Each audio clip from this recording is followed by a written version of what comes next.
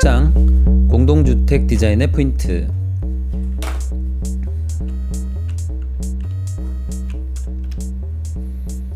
공동주택으로 들어오면서 이제 기본적으로 유닛에서 생각했던 것들 외에 유닛의 조합 방식, 그 다음에 공통공간, 공유공간 등이 있죠. 그래서 요거 하나가 주택 하나 이런 개념으로. 그래서 레이크쇼어 드라이브 아파트 1951년이고요. 미스 반데로에가 설계를 했는데, 이제 커튼 월이라고 해서 뭐 커튼만 지금 보이는 그런 이제 벽들인 거죠. 그래서 유리로 이렇게 되어 있어서 아무것도 없고 인면이 전부 다 유리로. 세대 유닛을 조합할 때 나열, 분산, 둘러싸기, 겹치기 등이 있고요.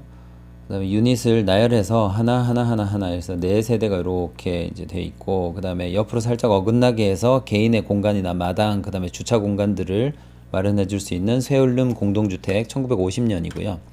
그 다음에 유닛 둘러싸기, 분산하기 해서 예전에는 이런 식으로 딱 쌓으면 뭐 중국의 토르 이런 것처럼 여기 공간이 어떤 좀 약간 독립적이고 안전한 그런 느낌들을 주고, 실제로 뭐 바람도 좀 덜 불고 덜 춥고 그러겠죠. 근데 모르겠어요. 요즘같이 좀 많이 더운 데는 이런 데 환기가 잘 안 돼서 좀 안 좋을 것 같아요. 되게 습하고 안 좋을 것 같은데 이제 뭐 여기는 지금 제가 가본 적이 없어 갖고 모르겠고, 그래서 복제된 유닛을 분산하여 선탑홈즈 이렇게 돼 있어요. 그 다음에 브레멘 아파트 하우스 알바알토로 이렇게 유닛들이 이렇게 들어앉아 있죠. 그 다음에 마르세유의 유니테 다비타시옹 꼬르비제 1952년이고요. 그래서 필로티로 이렇게 띄워놓고, 그래서 1층이 이렇게 보입니다. 필로티. 그 다음에 반공동 공간인데 도로에서 각 유닛으로 직접 진입, 개별 통로, 그 다음에 공유 통로가 필요하면 중복도, 그 다음에 뭐 편복도, 중복도, 그 다음에 각 세대 이렇게 올라가는 엘리베이터만 공유하는. 그래서 한국은 지금 다 이런 방식, 또는 여기에 이렇게 돼서 네 세대가 중간에 엘리베이터나 홀이 있고 네 세대가 있는 이런 방식으로 주상복합으로 거의 다 정리가 돼버렸죠. 그러나 뭐 방배동에 있었던, 강남에 있었던 많은 아파트들, 잠실 아파트들, 주공 아파트들 이런 것들이 다 이런 방식이었죠.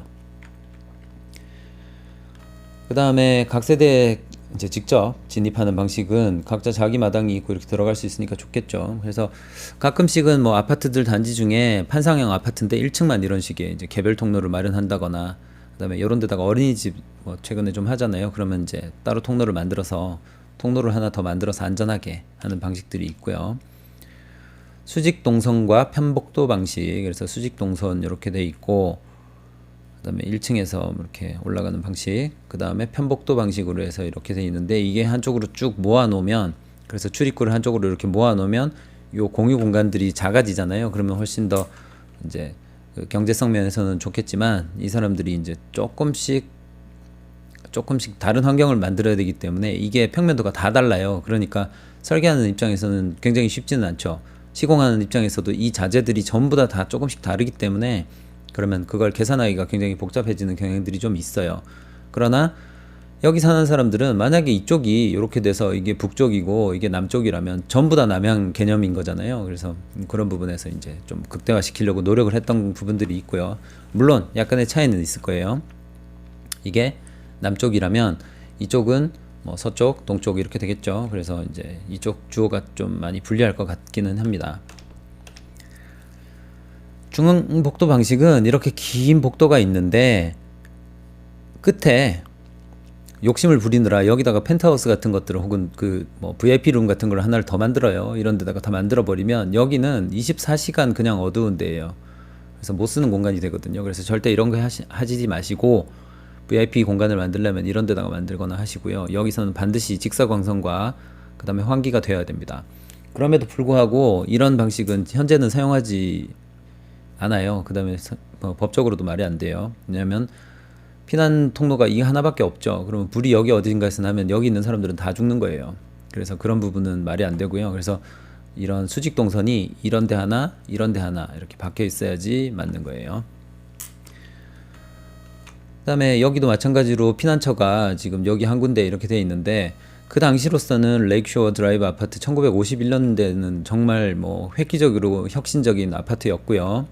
그 다음에 피난 하는 방식이 두 개나 있다는 것 자체도 대단한 방식이었습니다. 그래서 존중받아야 되는 건데 현재로서는 이게 이제 그 피난 동선이 너무 몰려 있죠, 한쪽으로. 그래서 이렇게 설계를 하시면은 여기 어딘가에서 이제 불이 나면은 또 다 죽는 거니까 코어가 이렇게 들어앉아 있어야지만 좀 더 합리적일 것 같아요. 그래서 유닛이 이렇게 열린 거, 두 방향 열린 거, 양쪽으로 열린 거. 그래서 한국은 뭐 판상형 아파트 이런 것들을 제일 좋아하고 요즘에 주상복합들이 이렇게 정도. 그 다음에 중복도 방식으로 해서 중간에 이렇게 복도가 있으면 결국은 이렇게 전부 다 유닛이 한쪽 방향으로 밖에 열 수가 없죠. 그래서 뭐 보통의 아파트들이 이제 작은 평수 아파트들은 대부분 다 이렇게 돼 있어요. 이게 이제 이런 방식이고요.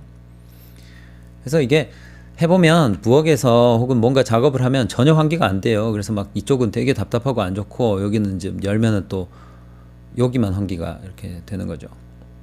그 다음에 환기를 시키려면 전부 다 집이 추워져야 되는 그런 부분들이 있어요.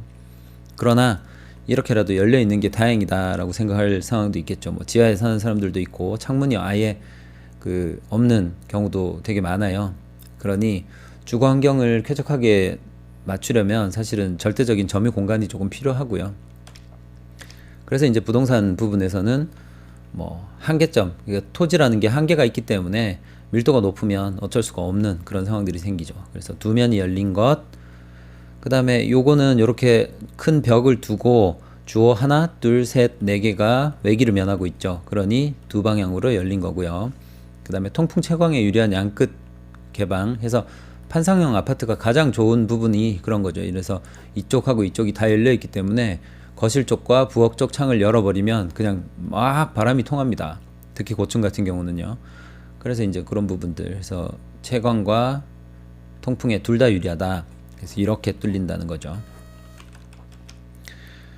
유닛 내 수직 연결. 그래서 수직으로 연결이 되면 공간이 굉장히 또 다이나믹한 여러 가지 가능성이 많고요. 그래서 우리가 이제 이런 고층 빌딩처럼 만들어 놓은 단면에서 거의 불가능한 설계, 지금 현재로서는 이런 건물들이 거의 없단 말이에요. 그런데 그 이전 옛날에 1952년에 지은 건물에 이미 유닛 내에서 이렇게 상하를 연결을 해서 공간을 굉장히 다이나믹하게 만들어 놨어요. 그래서 요 한 주호가 이렇게 길쭉하면서 위쪽도 있고 또 반대로 다른 쪽도 이렇게 있는 거죠.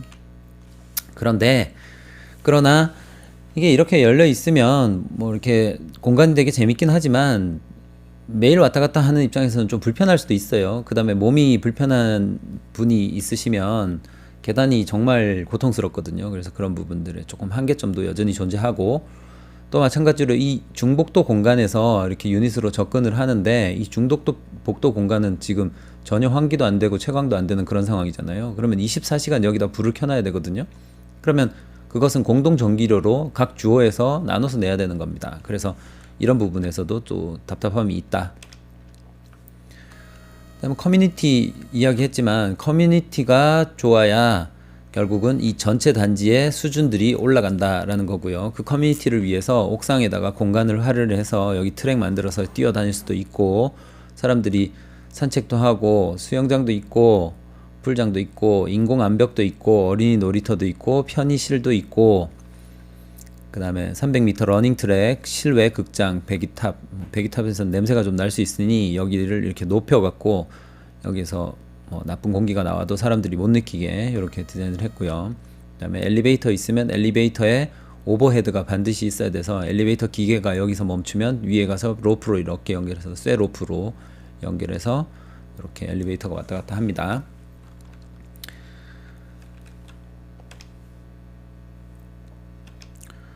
판스하우스 하우스에서 살 수 있을까요? 아까 이야기했죠. 미스 반대로에 완전 통유리로 된 이런 집인데 아무것도 없고 지금 커튼만 있는 거잖아요. 그래서 이 판스하우스 여사가 굉장히 그 화가 나가지고 이제 소송도 하고 했는데 결국은 뭐 이 미스 반대로에가 소송에서 이겨가지고 그대로 이제 이 주택은 이렇게 시대의 역작으로 남게 되었죠.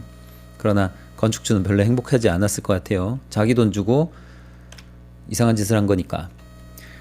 자, 그 다음에 미국 시카고 주택의 이제 차도, 그 다음에 완충, 보도, 완충, 주택 이렇게 돼 있죠. 그래서 요런 데 보면 차도가 있고 녹지대, 보도, 그 다음에 중간에 완충, 그 다음에 차고가 이렇게 있어요. 그래서 여러 가지 분리가 되어 있어야 이런 주택 내부의 공간들이 굉장히 풍요로워지고, 또 안뜰이 따로 있고 텃밭이 있어야지 여기서 이것저것 키워서 먹을 수 있겠죠. 그래서 정말 이상적인 어떤 상황이고요. 그 다음에 이런 문제에서 이 단면적으로도 좀 생각을 하셔야 되는 게, 차도하고 보도 사이에 이런 약간 둔턱만 있어도 굉장히 안정감이 높아져요. 물론 이런데 이제 나지막한 나무들이 이렇게 있으면 완전히 차단이 되니까 소음까지 차단이 될 거예요. 그런데 이 정도 이제 너비, 그러니까 뭐 양방 2차선 도로 정도 수준이면 오히려 여기에 뭔가 높은 나무들이 있으면, 이런 코너 지점 있죠. 이런 코너 지점 있는데 높은 나무가 꽉 차 있으면은 사람들이 여기 보도에서 갑자기 툭 튀어나오거든요. 이렇게 횡단보도가 여기 이렇게 있을 수 있잖아요. 그래서 여기가 다 막혀 있으면 오히려 사람들이 안 보입니다.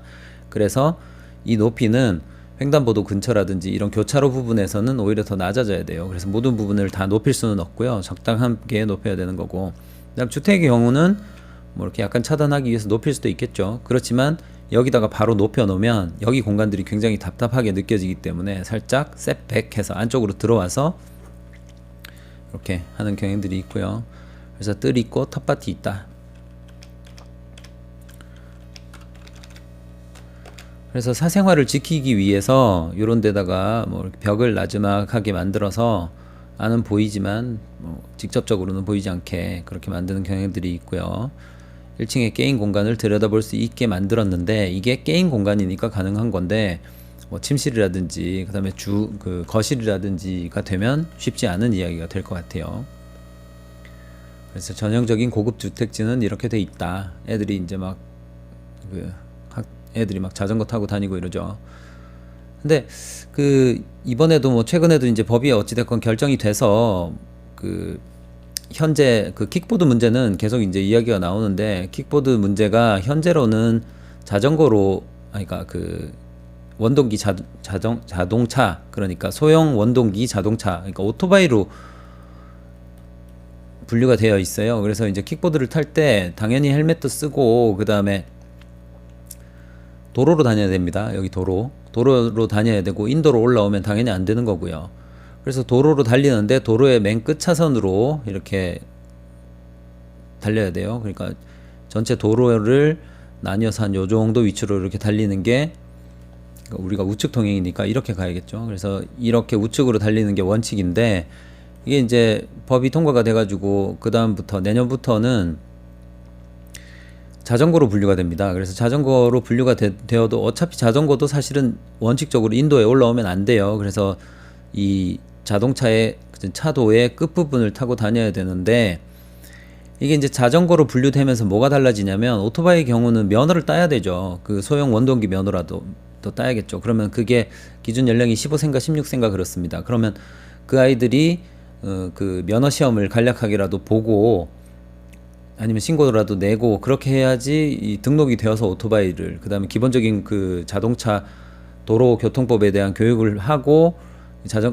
이 킥보드를 탈 수 있는데, 이제 법이 바뀌게 되면 자전거로 분류가 되기 때문에 아무나, 뭐 어린아이들도 초등학생도 탈 수 있는 그런 상황이 됩니다. 그러면 초등학생들이 이 도로로 나가서 갈 리가 없죠. 당연히 인도로 막 가겠죠. 그 다음에 헬멧도 써야 될 의무가 없어요. 물론 쓰라고 권고는 하지만 안 쓴다고 딱지를 뗄 수 없어요. 그렇기 때문에 이제 킥보드가 여기를 들어오게 되면 자전거와 이제 사람과 막 킥보드가 전부 다 혼자 하는 상황이 벌어집니다. 그래서 지금 굉장히 심각한데 뭐 아무도 신경을 안 쓰고 손을 놓고 있어요. 그래서 이제 초등학생들이 여기에 이제 교차로라고 이렇게 되어 있어요. 교차로라고 이렇게 되어 있고, 그다음에 여기 횡단보도가 이렇게 있겠죠. 이렇게 횡단보도가 되어 있고, 그러면 이제 자동차가 여기는 마을이기 때문에 서행을 해서 30km로 가요. 스쿨존이라고 치고 30km, 20km로 막 이렇게 가요. 이렇게 가고 있는데 킥보드가 30km로 달리고 있죠. 원래 인도로 가면 안 되지만 인도로 막 간단 말이에요.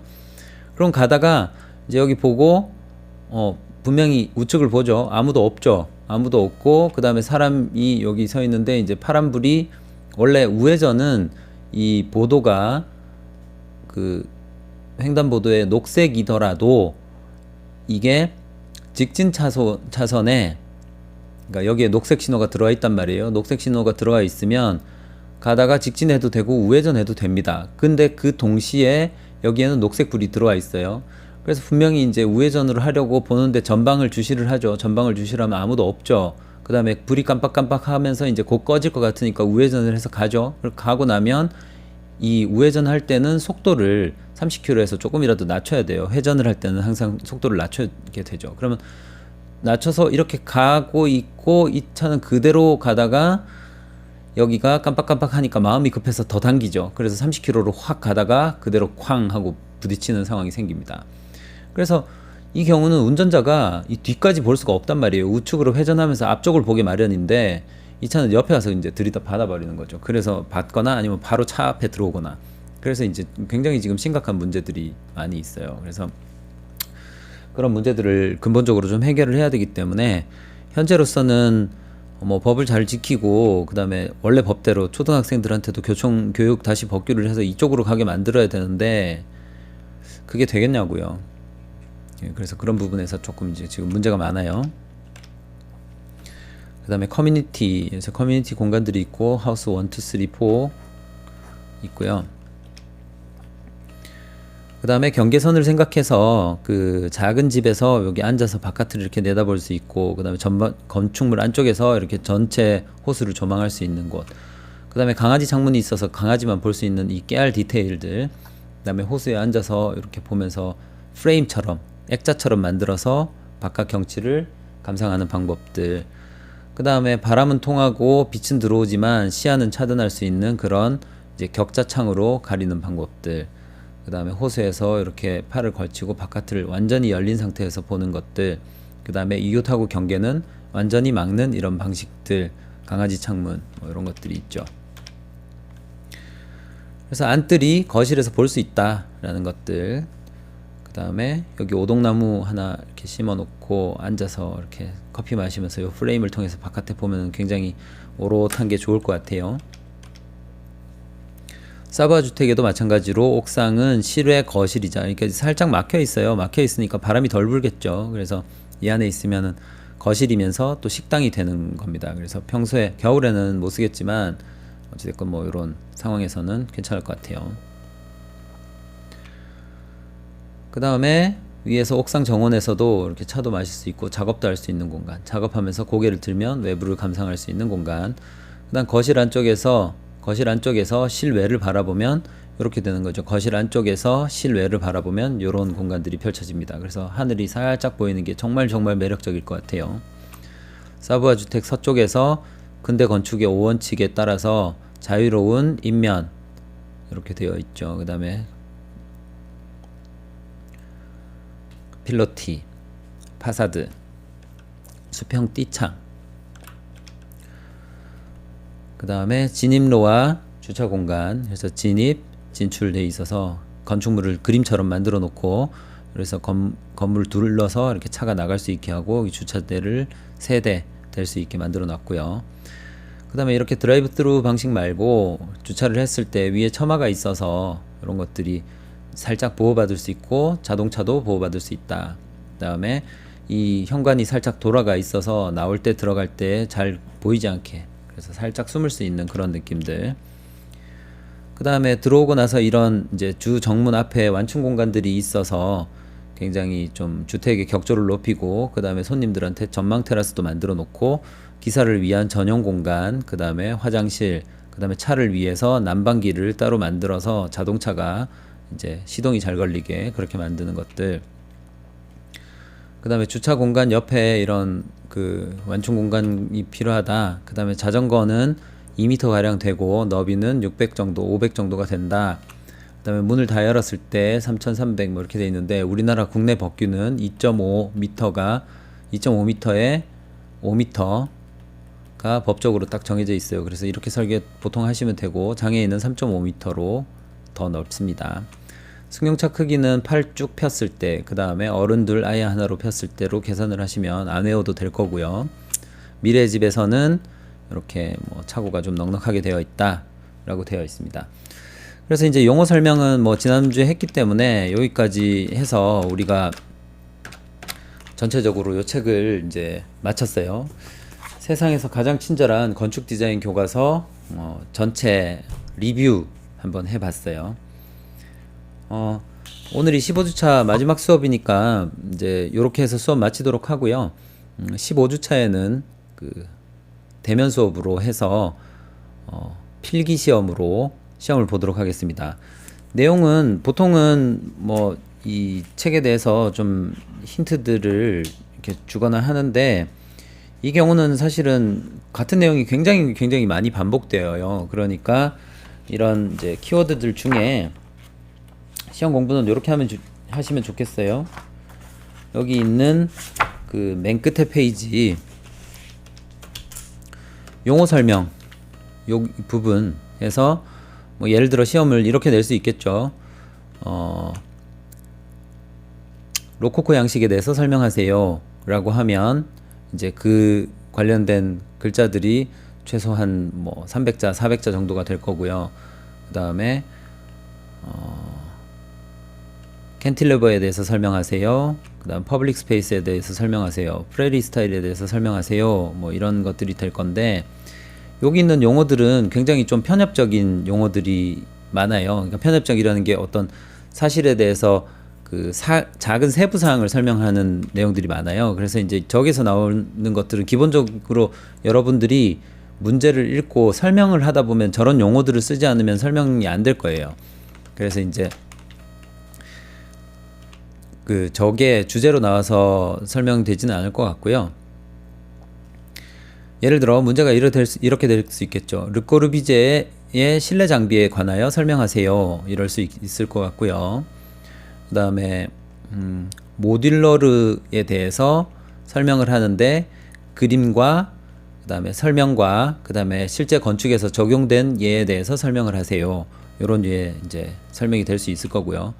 부엌의 작업성과 기능성에 관하여 설명을 하는데 그것의 치수와 그 다음에 단면과 그 다음에 인면을 그려서 치수를 기입하고 설명하세요. 이런 류의 문제들이 나올 걸로 생각이 됩니다. 그래서 이제 이런 문제들이 나올 거고요. 그 다음 그것에 따라서 문제의 시험 범위는 전체 책 내용이기 때문에 주택 디자인 포인트, 실내 환경 디자인 1, 2, 3, 4, 5, 6, 7, 8장을 전부 다 통합해서 문제가 나올 수 있습니다. 그래서 치수 많이들 조금 외워주시고 그 다음에 연도도 조금 외워주시고 구체적인 명칭도 좀 외워주셨으면 좋겠습니다.